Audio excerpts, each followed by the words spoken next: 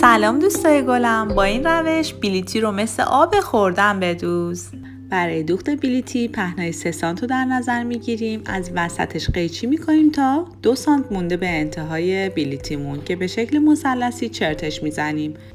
نوارمون به عرض 8 سانتی متر و به طول بلیتیمونه. 2 لبش رو تا میزنیم به اندازه 1 سانت و اتو میکنیم. بعد از اتو کاری به این شکل قرار میدیم و دوخت نیش رو انجام میدیم. اگه مبتدی هستین اول کوک بزنین، اینطوری راحت تر میشه براتون.